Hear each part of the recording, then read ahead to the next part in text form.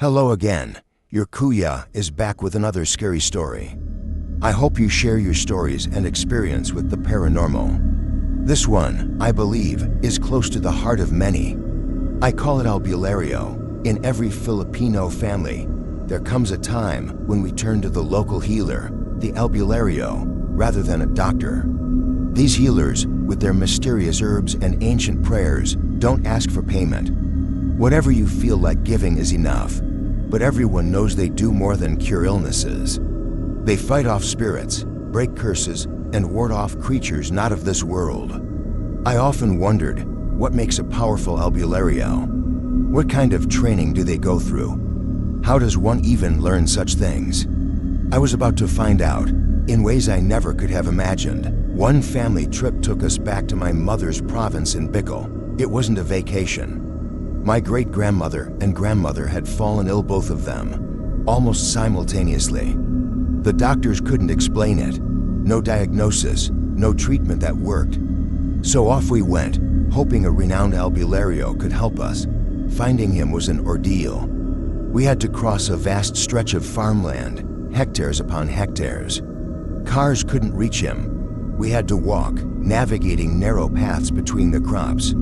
There were no stores or stops along the way. You couldn't just rest or get a drink, you had to push forward under the scorching sun. After what felt like hours, we reached the edge of the fields, where darkness seemed to swallow the landscape ahead. My uncle pointed out something strange nailed to the trees around the area. Rectangular pieces of paper with cryptic symbols tacked to the trunks. We didn't dare touch them. As soon as we stepped past those trees, an eerie silence fell over us. The usual sounds of nature, the wind, the rustling of leaves, the birds, everything just stopped. It was as if the forest itself was holding its breath. At the time, I didn't understand, but I was just glad the walk was over. My younger cousins and sisters were told to stay behind at a small hut just before the Albularyo's house. The guide warned us that children weren't allowed beyond that point. He said it was too dangerous. We didn't question it. As we waited, boredom took over and we started playing, shooting imaginary creatures with our toy guns, running around, laughing, anything to pass the time. But then we got curious. The unseen boundary that separated the dark forest from the rest of the land called to us. The air felt heavy as we approached. Beyond that invisible line, it looked like night, though it was still morning. Dark shapes flitted between the trees.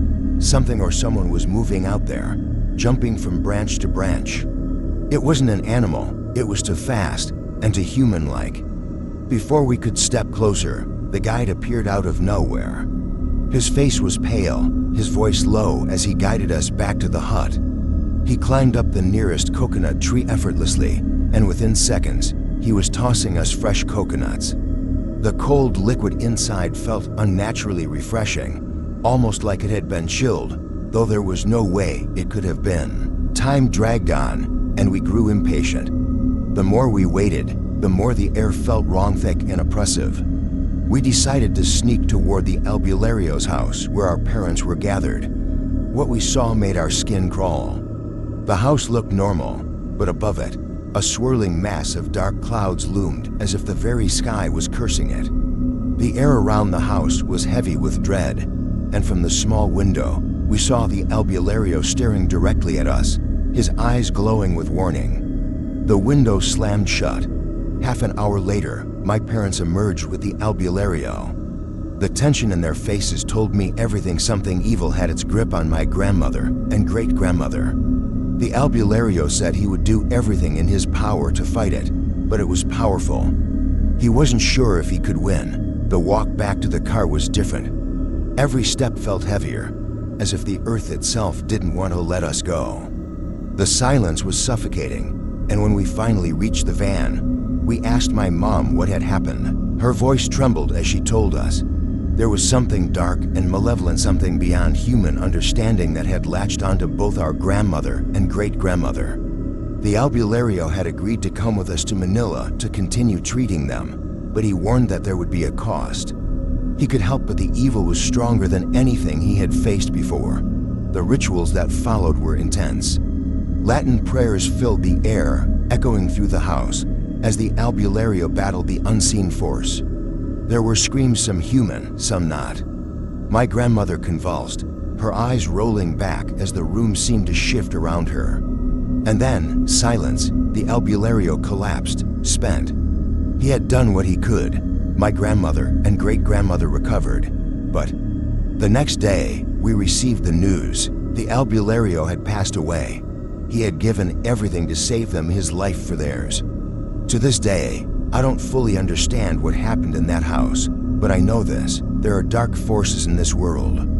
They're not invincible, but defeating them always comes at a price. This is just one of many stories in my life. If you enjoy these tales, please like, share, and subscribe. And remember, keep your third eye open and always respect the unknown.